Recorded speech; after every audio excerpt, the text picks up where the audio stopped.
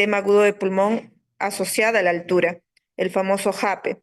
¿Ya? Existen otras patologías como la más conocida, el famoso soroche o mal de montaña aguda, el mal de montaña cruda, crónica, pero también existen formas serias. Una es el edema agudo de pulmón asociado a la altitud y el otro también es el edema cerebral asociada a la altitud. ¿Ya? Entonces, cuando hablamos de altitudes, es importante reconocer qué puntos de altitud son seriamente críticos para estas patologías. Hablamos por debajo de 1500 metros como un punto de altitud baja. Entre 1500 a 3500, altitud alta, entre 5500 y 3500, altitud muy alta, y por encima es altitud extrema.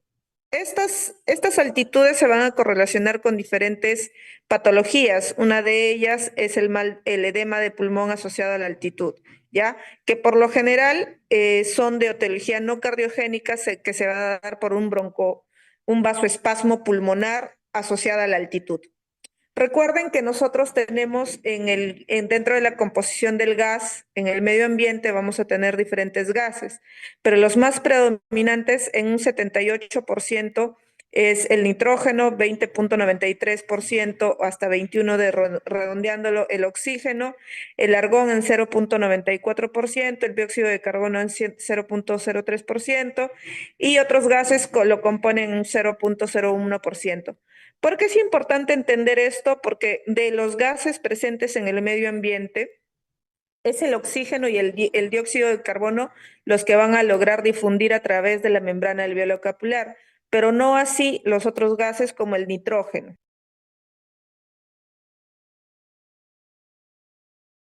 ¿Ya? Según el punto de la presión parcial de oxígeno va a variar. Esto por efecto de la presión barométrica que se ubica según la altitud. Pero lo que no cambia es la concentración de oxígeno en estos puntos. Si yo hablo de concentración de oxígeno o fracción inspirada de oxígeno, va a ser de 21% a nivel del mar, como en el punto más alto, que es el punto de Everest, y en todos esos puntos va a ser el FIO de 0.21 o 21%. Pero si yo hablo la presión parcial de oxígeno, eso sí varía porque tiene efecto por encima la presión la barométrica, que es la presión atmosférica. Entonces, cuando yo quiero calcular la presión parcial de oxígeno del aire, tengo que multiplicar ese 21%, que es el constante, por la presión atmosférica según la altitud a la que me encuentro o la que deseo calcular. Entonces, en esta siguiente tabla lo que vamos a ver es cómo varía la presión parcial de oxígeno inspirado según el punto de altitud y según la presión barométrica, según el nivel de altitud. Vemos que a medida que va aumentando la altitud, va aumentando la presión parcial de oxígeno va disminuyendo y la presión barométrica también va disminuyendo.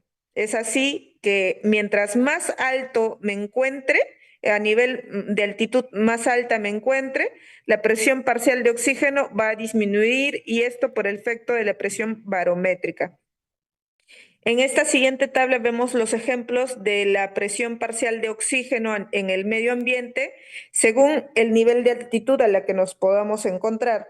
Comparamos Caracas, que se encuentra a 1000 metros sobre el nivel del mar, y a esa altitud la presión barométrica va a ser de 674. Decíamos que la presión parcial del oxígeno en medio ambiente se calcula la presión barométrica multiplicado por el 21%. Entonces, si yo multiplico 674 por ese 0.21, voy a calcular que la presión parcial de oxígeno en el medio ambiente va a ser de 141. Y si lo hago en La Oroya, que está a 3000 metros sobre el nivel del mar, a una presión barométrica de 522 milímetros de mercurio, multiplico 522 por 21% o 0.21, eso va a ser 109 milímetros de mercurio de oxígeno como presión parcial de oxígeno. Veo que la presión parcial de oxígeno, mientras más alto, va a ser mucho menor, ¿ya? Entonces, no se olviden que uno de los mecanismos de hipoxemia es justamente la altitud, y eso es explicado por lo que acabo de mencionar. Luego, cuando el oxígeno o los diferentes gases llegan a nuestra vía aérea superior, hasta que alcance el alveolo, ese gas va a sufrir diferentes impactos, ya sea por el vapor del agua, por el efecto del Shandt, por el efecto del CO2, por el efecto del espacio muerto. Todo eso va a generar un efecto sobre una disminución de la presión parcial de oxígeno, ¿ya? Entonces, no es que yo inhalo la presión parcial de oxígeno del medio ambiente y va a ser igual a la presión parcial de oxígeno a nivel alveolar. No es lo mismo. Y esto, en primer lugar, porque a nivel de la vía aérea superior tenemos el vapor de agua. Y el vapor de agua va a ejercer un efecto en disminución de la presión parcial de oxígeno, como podemos ver acá. La presión parcial de oxígeno en la vía aérea superior va a ser esa presión atmosférica menos la presión del vapor de agua, y eso lo voy a multiplicar por 0.21, lo que finalmente me va a dar la presión parcial de oxígeno a nivel de la vía aérea superior. ¿Ya? Entonces, la presión parcial de oxígeno en la vía aérea superior va a ser la presión atmosférica menos la presión de vapor de agua, y eso multiplicado por la FiO2, que es 0.21 o 21%. Y eso es conocido como la presión inspirada de oxígeno. Em, Y si ponemos ejemplos, vamos a ver que a nivel del mar, que se encuentra a 0 metros sobre el nivel del mar con una presión atmosférica de 760 milímetros de mercurio, la presión parcial de oxígeno va a ser de 159. ¿Por qué multiplicamos 760 por ese 0.21? Y eso nos da 159. Decíamos que si quiero calcular la presión, la presión parcial de oxígeno en la vía aérea superior, tengo que restar a la presión atmosférica la presión parcial de agua, del vapor de agua, que suele ser 47 milímetros de mercurio, y a esa resta le voy a multiplicar 0.21. Finalmente, la presión de vapor de agua en la vía aérea superior a nivel del mar va a ser 150, diferente de 159 a nivel del medio ambiente. Vemos que baja. Y si esto lo hacemos a puntos de altitud mucho más altos, por ejemplo, en La Paz, que es 109 milímetros de mercurio de presión parcial de oxígeno en el medio ambiente, solo en la vía aérea superior llega a bajar a 99 milímetros de mercurio, y eso por efecto del vapor de agua, que suele ser 47 milímetros de mercurio. El segundo factor que va a intervenir en la caída de la presión parcial de oxígeno, que va a llegar al nivel alveolar, va a ser el efecto del CO2. El CO2 va a ejercer un volumen de 5.8% al volumen que llega al alveolo.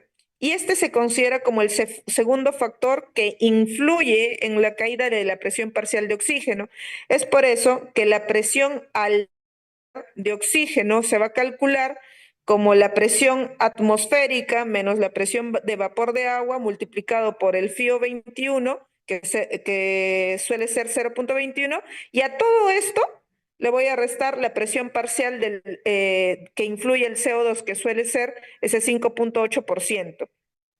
En conclusión, la presión parcial del oxígeno a nivel alveolar va a ser la presión inspirada de oxígeno menos la presión parcial del CO2 a nivel alveolar. Y si esto lo ponemos en términos numéricos, va a ser de la siguiente manera. Decíamos otra vez que a nivel del mar nos encontramos a 0 metros sobre el nivel del mar. A ese nivel vamos a encontrarnos con 760 milímetros de mercurio de presión de los gases, tanto de oxígeno, nitrógeno y vapor de agua. Y a todo esto le voy a multiplicar por ese 5.8% que tiene de efecto de porcentaje del CO2. Y esa multiplicación de la presión barométrica multiplicada por ese 5.8%, ese es el resultado del valor del CO2 que va a restarse que se va a restar en volumen a la presión parcial de oxígeno, es decir, 44. Y si vemos en puntos más altos, esto suele ser menor por el efecto de la presión del 5,8% que va a ejercer de porcentaje de volumen del CO2. Y como tercer efecto tenemos, normalmente recuerden que nosotros a nivel pulmonar tenemos un shunt anatómico. Y este shunt anatómico, es decir, de flujo de sangre que no se logra oxigenar, representa más o menos un 4% del gasto cardíaco. Y este sangre que no se logra oxigenar va a ejercer, en términos generales, un 4% de la sangre que no se logra oxigenar y que va a ejercer un efecto de caída del vapor de agua. Perdón.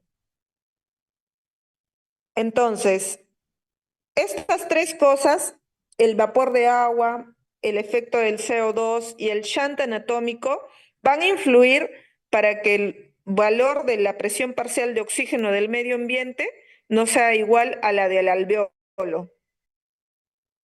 Entonces, finalmente vemos que la presión parcial de oxígeno va a disminuir a medida que va pasando de la vía aérea superior hasta el alveolo por efectos de la presión del vapor de agua, por efectos del porcentaje del volumen del CO2 y por el efecto del shunt. Y a eso se le sume el nivel de altitud a la que se encuentra. Entonces vemos que la cascada del oxígeno desde el medio ambiente hasta nivel alveolar va a pasar por tres fases importantes por la cual no es la presión parcial de oxígeno del alveolo igual a la del medio ambiente. Entonces, la presión parcial de oxígeno a nivel arterial, a nivel del mar, vamos a tener más o menos una PO2 de 95 y una PCO2 de 40 en promedio. Y esto va a ir disminuyendo según la altitud a la que nos encontremos. Ahora, ¿por qué es importante todo lo que acabo de mencionar? Porque eso es la explicación fisiológica de por qué a medida que voy ascendiendo a mayor altitud, la presión parcial de oxígeno va disminuyendo y una menor presión parcial de oxígeno va a llegar va a ser mucho menos a nuestros tejidos generando diferentes patologías. Se dice que por encima de los 1500 metros sobre el nivel del mar, ya podríamos experimentar estos cambios fisiológicos que acabo de mencionar. Y ya por encima de los 2.500 metros sobre el nivel del mar, vamos a experimentar enfermedades agudas como el mal de montaña o incluso el edema agudo de pulmón. Antes de hablar del edema de pulmón agudo asociado a la altitud, hay que recordar el famoso mal de montaña aguda, que es el famoso soroche. Este es un cuadro caracterizado por la presencia de dolor de cabeza asociado a náuseas, anorexia, disnea, malestar e incluso alteración del sueño. Esto por lo general se produce a las 6 horas o a las 12 horas de ascenso por encima de los 2.500 metros. Es por eso que cuando uno viaja en bus y hago viajes rápidos con ascensos significativos por encima de los 2.500, uno empieza a presentar dolor de cabeza, tiene hiporexia, tiene náuseas, no puede dormir, y el primer día y segundo día son los primeros días que van a impactar sobre la salud del paciente. Y esto es mucho más aún en aquellas personas que no logran hacer periodos de adaptación ni aclimatización, y esto más o menos se produce en hasta un 10 a 25%. Y definitivamente los pacientes que ascienden más rápido, es decir, ascienden a altitudes muy altas, en poco tiempo van a tener mucho más riesgo de desarrollar este cuadro, y más aún si ya tengo historia previa de cuadros semejantes. Entonces, el edema agudo de pulmón asociado a la altitud se va a caracterizar por esa pérdida de la resistencia, presencia de disnea y tos seca. Y a eso se va a hacer mucho más agudo con la presencia de la disnea en reposo. Incluso al examen físico podríamos escuchar estertores, evidencia de cianosis, el esputo asalmonado o rosado y espumoso. Y esto por lo general se va a suscitar cuando el paciente o la persona logra ascender por encima de los 3.000 metros nivel del mar entre 2 a más días después de esta exposición. Es menos frecuente, pero podría suscitarse también por encima de los 2.500 metros sobre el nivel del mar. Les decía que no solo se produce el edema agudo de pulmón, sino también existe riesgo del mal de montaña agudo, que es lo más frecuente, pero también puede darse en las formas serias el edema cerebral asociado a la altitud. Los síntomas, otra vez, la disnea, la intolerancia a la actividad física, puede haber fiebre y no necesariamente de origen infeccioso, presencia de ortopnea, esputo salmonado, espumoso.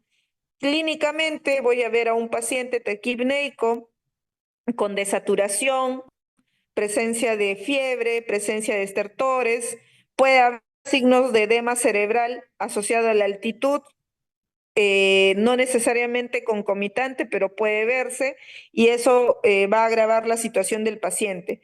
Y como tal, hay que hacer diagnósticos diferenciales de este cuadro, más aún si existe un cuadro febril, hay que descartar definitivamente neumonías adquiridas en la comunidad u otros procesos infecciosos. También al darse esto, pues súbitamente también hay que descartar el tromboembolismo pulmonar o síndrome de hiperventilación, entre otros. Otra vez, los principales factores de riesgo para que este cuadro se produzca es un ascenso rápido a una altitud por encima de los 2.500 metros sobre el nivel del mar a 3.000 metros sobre el nivel del mar. La incidencia va a ser más o menos de 0.2% si yo en 4 días haciendo hasta 4.500 metros. Y va aumentando si voy ascendiendo a mucho más altitud, por ejemplo, hasta un 2%, si haciendo en 7 días hasta 5.500 metros sobre el nivel del mar. Pero esto puede aumentar sustancialmente hasta un 6% o hasta un 15% si haciendo por encima de los 5.500 metros sobre el nivel del mar en 1 a 2 días. Vemos que la velocidad de ascenso y la altitud que logre ascender, mientras más alto, peor va a ser el cuadro o mayor el riesgo de presentación de este cuadro, ¿sí? Y más aún si este paciente ya tiene la historia personal de haber presentado cuadros semejantes en viajes previos y ascensos significativos. Paciente en el que no se diagnostica este cuadro puede ser mortal hasta en un 50%, y esto, como les decía, no porque haya un problema cardiogénico, sino que el edema se da básicamente por la vasoconstricción hipóxica exagerada por la altitud. Esto genera, esta vasoconstricción de la vasculatura pulmonar va a generar un incremento de la presión de la arteria pulmonar y esto va a generar una fuga a nivel de la membrana alveolo-capilar. Todo el contenido inflamatorio va a pasar de la vasculatura hacia al nivel alveolar, generando igual pase de glóbulos rojos, entre otros, y esto va a conllevar pues a cuadros que el paciente expectore un esputo espumoso, hemoptoico, incluso puede llegar a hemorragia, entre otros. Entonces, una vez más, recordar que las características y las condiciones de altitud nos va a conllevar a una menor aporte de oxígeno por una menor presión parcial de oxígeno, con la consecuente influencia de la cascada de la caída del oxígeno a nivel corporal de manera fisiológica. Va a disminuir la humedad a puntos mucho más altos, conllevando a cuadros de deshidratación más aún en estos pacientes ya afectados, la menor temperatura, cuadros de hipotermia y la exposición mayor a rayos ultravioletas a generar cuadros de queratitis. Esta tablita de acá es la tablita resumen que explica fisiológicamente por qué el paciente empieza a experimentar los cambios o la sintomatología que acabo de mencionar. Una vez más, recuerden que la presión barométrica va disminuyendo a más altitud, por ende la presión inspirada de oxígeno y por ende la presión parcial de oxígeno a nivel alveolar va cayendo, y por último la presión que llega a alcanzar de oxígeno a nivel arterial es mucho menor. Esta caída de la presión parcial de oxígeno a nivel arterial y a nivel alveolar va a generar que se produzca como respuesta compensatoria una vasoconstricción de la vasculatura de las arterias pulmonares. Esta vasoconstricción hipóxica va a conllevar a un incremento de las presiones de la arteria pulmonar, generando todo lo que mencioné.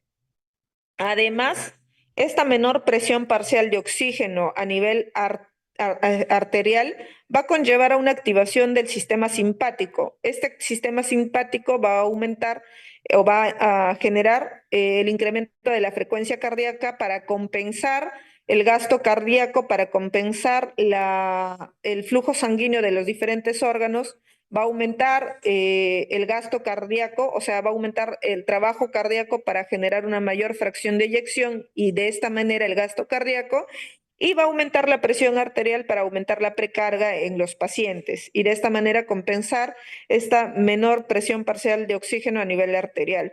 ¿Qué más? Nosotros tenemos a nivel de periférico diferentes quimiorreceptores que van a incrementar ante esta menor presión parcial de oxígeno arterial, lo que va a conllevar a una respuesta ventilatoria mayor para compensar esta menor presión parcial de oxígeno a nivel arterial, generando así pues una hiperventilación en el paciente, y el cuadro de hiperventilación va a hacer que barra el nivel de CO2, generando un cuadro de alcalosis respiratoria.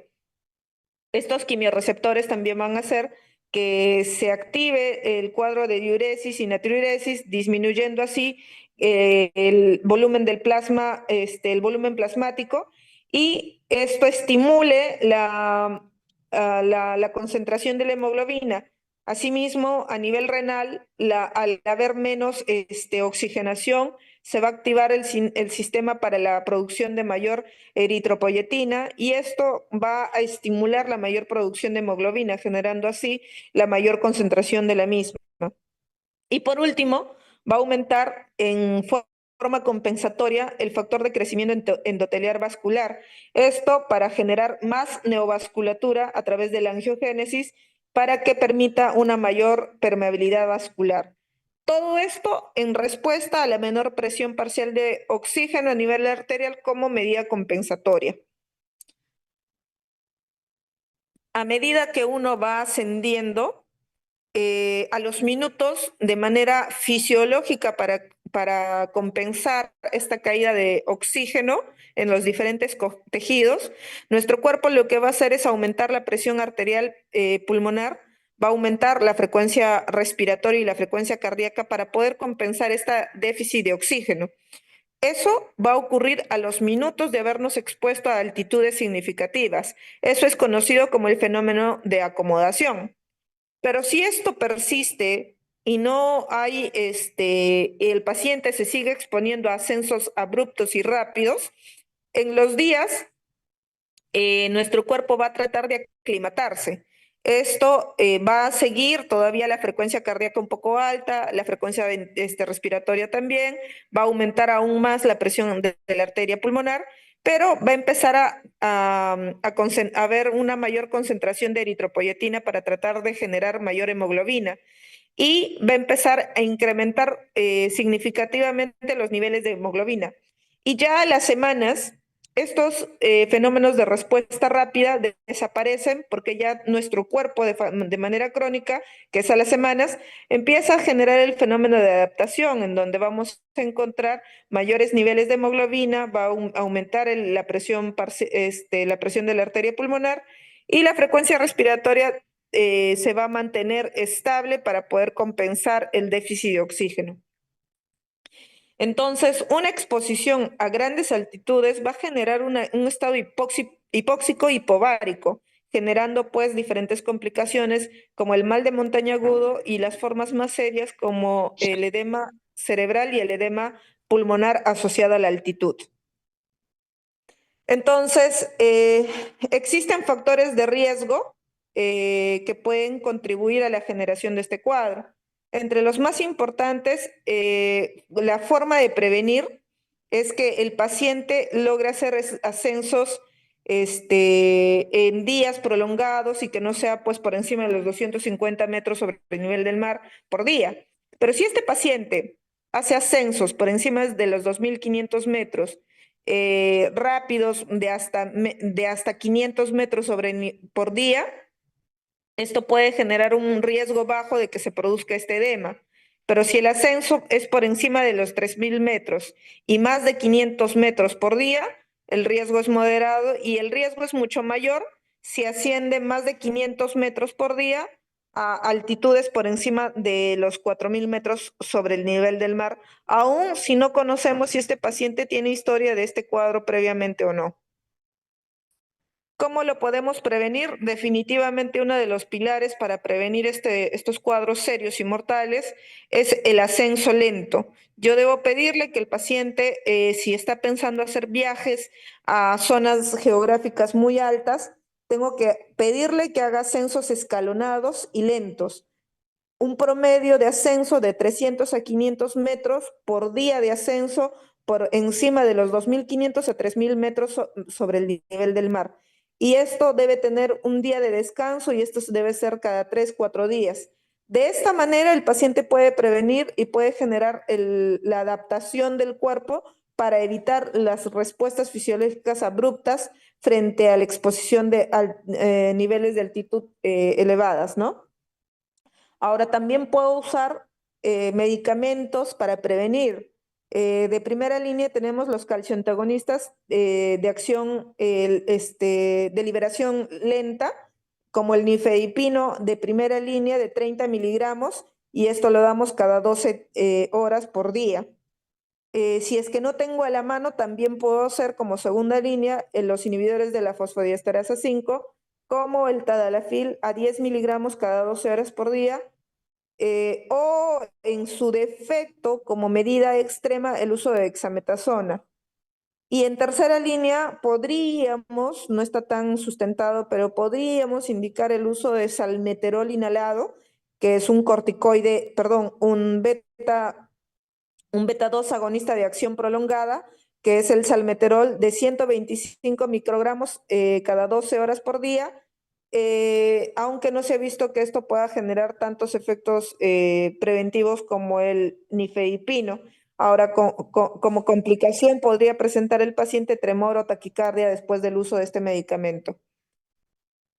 Como tratamiento, definitivamente, así como la prevención era el ascenso lento a niveles de altitud relativas y aceptables para un ascenso lento, dentro del tratamiento el principal pilar va a ser el descenso lo más pronto posible de ese paciente que yo haya identificado que esté presentando un edema agudo de pulmón asociado a la altitud. El descenso es el principal pilar de manejo para que podamos evitar complicaciones mortales para este paciente. Si por A o B no puedo lograr que este paciente pase de un punto más alto a otros niveles por condiciones ambientales, por tormentas o por limitaciones geográficas, qué sé yo, podríamos implementar otras medidas como el soporte de oxígeno para compensar este requerimiento, principalmente a través de cámaras hiperbáricas. Y mientras se logra la evacuación lo antes posible de este paciente. Esa es la primera medida y la más importante para el manejo de un paciente con este cuadro. Mientras hacemos esta principal medida, podríamos ir dando como diferentes medicamentos para el manejo de este edema, el nifedipino a una dosis de 60 a 80 miligramos de liberación lenta en 24 horas. Esto hasta que logremos el descenso del paciente a niveles de altitud que pueda compensar el cuadro. Eso como una recomendación grave, recomendación 1C. Podríamos usar otros medicamentos como los beta 2 agonistas de acción prolongada, como el salmeterol, como les decía. Podríamos usar diuréticos como la furosemida o incluso la dexametasona, pero como primer nivel de evidencia y con grado de recomendación 1C, el nifedipino a 60 a 80 miligramos en 24 horas de liberación lenta.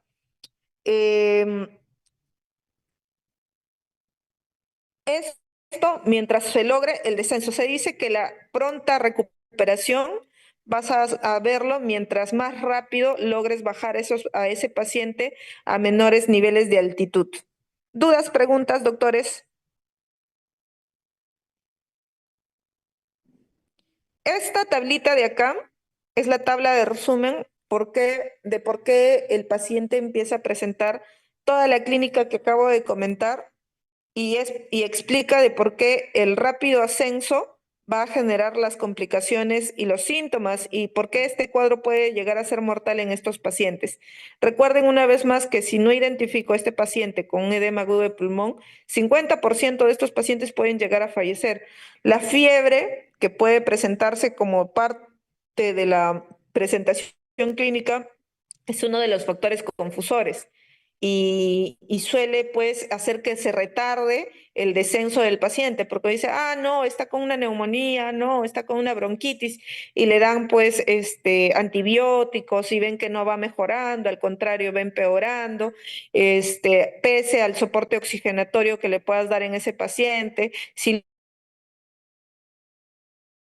una imagenología, pues vas a evidenciar edema agudo de pulmón, es las famosas alas de mariposa a nivel periliar.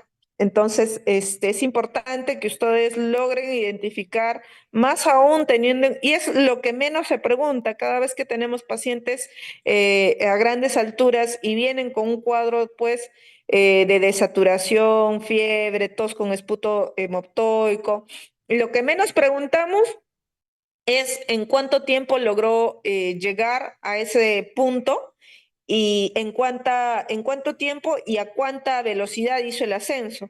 Y muchos de ellos incluso llegan y de pronto quieren hacer otras actividades físicas, actividades propias de la zona y de pronto pues empieza a hacer fiebre o empieza a presentar mayor desaturación, la cefalea persistente. Todo eso va a hacer que se complique el cuadro y si no tenemos un poquito de la noción de querer averiguar sobre esta enfermedad, pues el paciente puede morir. Nosotros vivimos en una geografía bastante accidentada, con bastantes niveles de altitud, con bastantes actividades como alpinismo, y tenemos pacientes extranjeros que vienen a hacer ese tipo de actividades. Entonces, si uno está trabajando en Huaraz, si está trabajando en Cusco, es mucho más posible que veamos ese tipo de patologías y no hay que olvidarnos de la posibilidad, aunque por descarte tenemos que tenerlo en cuenta. ¿Sí? ¿Dudas, preguntas, doctores? Todo claro, doctora. Ok, voy a pasar las diapositivas con la delegada. ¿Sí, doctores? Está bien, Sí, doctora. doctora. Listo, Gracias. hasta luego. Chicos, Gracias. Muchas ahorita les gracias. voy a enviar el foro.